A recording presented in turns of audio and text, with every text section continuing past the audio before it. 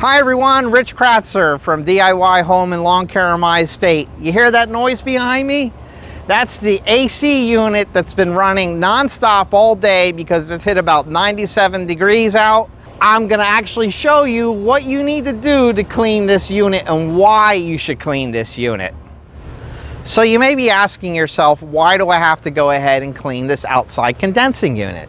You know, you may have a technician that comes out once a year. They go ahead and they make sure that your filters are maintained, the electrical connections are maintained, the refrigerant inside your unit is up to specs, and everything's running great. But think about this. This is what's exposed to all the outside elements. 9 out of 10 technicians never clean this outside unit.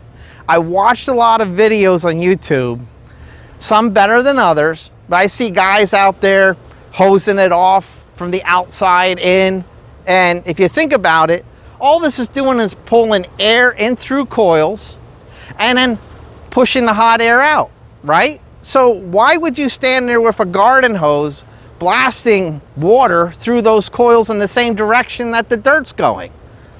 Doesn't make sense to me. You can do this within 15 minutes with 2 products. A simple garden hose, and I'm going to show you a little technique there. And the second is with a HVAC coil cleaner. There's several brands out in the market. Most of them range between $5 and $10. One can will clean a large unit. But I do want to read something. Okay, I need glasses, I'm getting older. HVAC condensers, evaporators, heat pumps, refrigerator coils, window AC units, rinse thoroughly with a garden hose. Do not use a pressure washer or spray nozzle. Why would that be? Because you could damage the fine coils. So all those other videos you watch, you might as well just not even, don't. Just watch mine. One can will clean large AC condenser units, and they say you should really do this twice a year in spring and fall. Guess what? I forgot. I'm human. When you spray this on, you should let this sit anywhere from 1 to 5 minutes. It's then gonna foam up, and then you need to rinse it off before it actually dries. I'm gonna show you how to service this unit. Most are the same. The concepts are the same. Just how you're gonna put this cleaner in and how you're going to wash down that unit to remove the dirt is gonna be a little different, and I'll explain that process. First thing we have to do is we have to cut the power. So there's 2 ways to cut the power to this outside unit. One, obviously you have your breaker inside the house. That's going to cut the power to the inside AC unit, which is connected to the outside condenser. And then you basically have an outside breaker, which eliminates the outside condenser unit. I like to play it safe. I turn the breaker off in the house, and I also remove I think it's like a T breaker from the outside panel. So let's go ahead and kill the power to this unit and start this process. It's number 35 and 37. 35 and 37. Here's the box. A little hard to see. I don't know if you can see it. There's your little T handle. You simply remove that. Most units, you'll have a couple screws on top. You simply will lift the fan up, and where the fan connects in, there's a piece of conduit. You basically lay it back to where that conduit meets the top of the housing. Carrier's a little different. You don't actually remove the fan from the top. They have a side panel. So there's actually the condensing coil just wraps around 3 sides. I believe Train is the same way. Probably 90% of them though, you will have to just remove the screws from the top and gently fold the fan back. Let me go ahead and remove the screws, and then we'll start cleaning.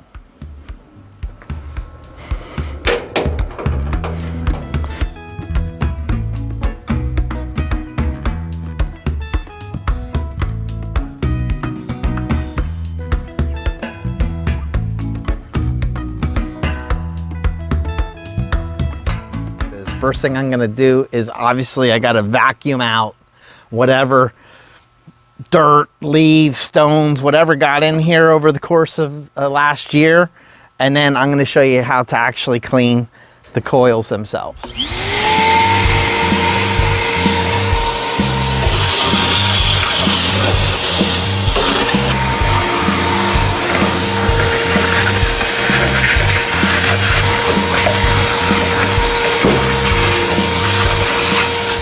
Now I want to go ahead and wash that bottom out and spray the cleaner on the coils from the inside out. Instead of using your regular garden hose nozzle, I like to actually use a watering wand. And the reason being is I can put this watering wand on several different settings.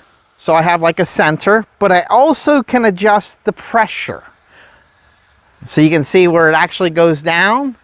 I like to put it on the center, or I like to put it on what they call the shower. And you can see I'm not damaging the coils, but I am providing enough water stream to go through the coils and clean them. Plus, if you think about it, if you have a unit that you're removing the top, you want to have that water come through horizontal to the way the coils are aligned. If I'm shooting water down this way, I'm not getting water to come out horizontal. But if I did use a watering wand, I can simply ratchet the top and go up and down the inside, and the water's going to come out horizontal. In my case, it's very handy to use an attachment like this because I can reach in spots where I physically cannot get my hand. Let me clean up the bottom.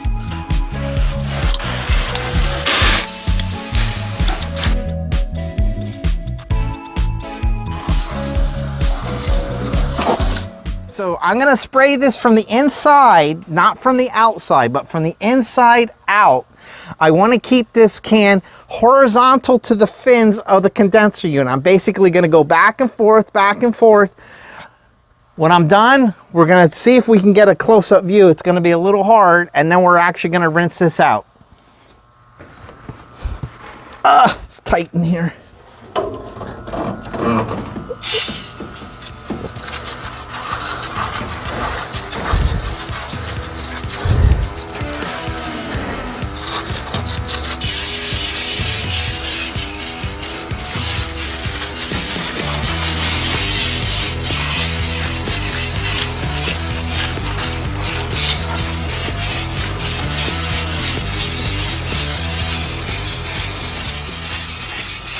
So you can see it's tight quarters in there, but it is dirty. Now let it sit for a couple minutes, and then we're gonna come back and we're gonna hose it out. All right, it's been over 5 minutes, so we're gonna start cleaning this out. Hopefully my assistant can watch the dirt that comes out. I hope there's dirt for all this work.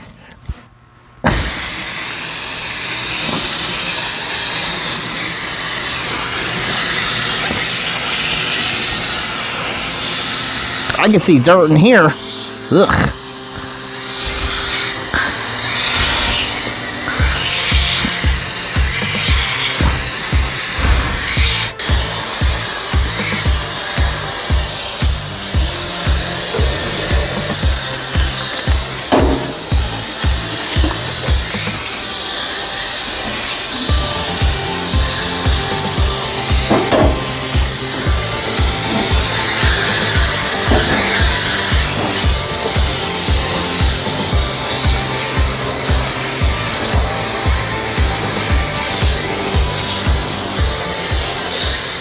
All right, here's the inside. I just want to show you the after.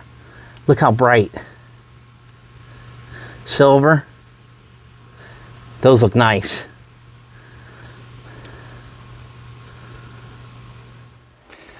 Here's something to think about when you're getting if you're shopping around for an air unit. Find out if you can remove the fan from the top, or if you got to go through the side on this one. In this case, we build a beautiful box here because there's going to be a deck about 10 feet over this. And it looks really nice. The only disadvantage, I only have one access point and I have a wall here. So it's making it a little of a challenge, but if this ever goes, I will take that into consideration. Let's get this cover on. Let's put the breaker back in, turn the breaker on in the house, and let's test it out and see how it works.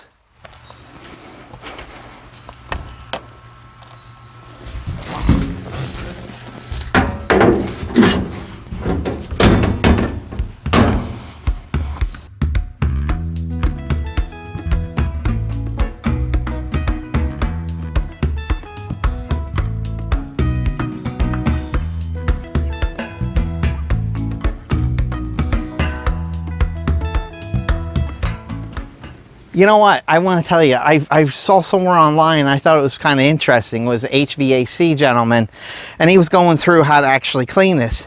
And he says they teach in the profession to actually only use your right hand when you're installing this, and put your left hand around your back. And I thought about, why would you do that? Well, if you're not touching metal or anything else, I guess you can't make a circuit. I don't know. I thought it was interesting. I don't have enough room to put my left arm behind my back. So maybe this would be good for insurance purposes. Let's see what happens.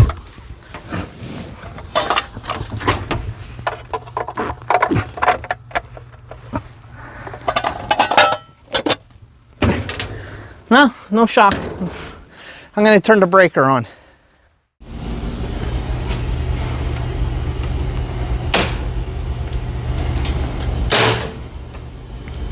With any luck, I go outside and the AC unit's on.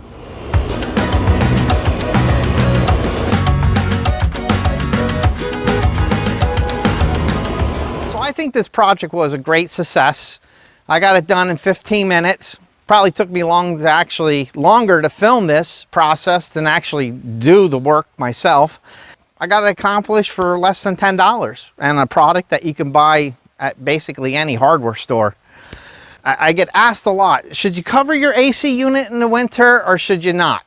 And you know, it's kind of a 50-50 view. I'm going to give you my 2 cents for what it's worth. I live in the Northeast. We can get a foot of snow. Next day we could have ice, and then the day after that it could be 50-60 degrees. I do like to put a cover over the top and around the sides, but I do keep a couple inches of the bottom of the unit open, so that way no ice chunks from the house or anything can fall in and potentially damage the unit. I do keep the bottom portion open, so if something does get in and it does warm up, it can go ahead and naturally drain out, in case those little holes on the bottom of the plate would happen to get clogs from leaves or something. So that's my 2 cents. I know other people say, no, it's an outdoor unit, it's meant to be like that. Well, I guess good luck. I think this project, like I said, was a great success. I'd like to thank you for watching. I always appreciate a comment if you've actually tried a similar product and this process to see how your results compare to mine. I'm excited to go in the house and actually see if it made a difference, and I'll let you know in an upcoming video. Always feel free to give me a thumbs up, because obviously I could have just did this without filming, and it did take some work and effort. Hopefully you learned something. I'd like to thank you for watching. Enjoy your summer and your nice, cool house. I'll catch you on the next one.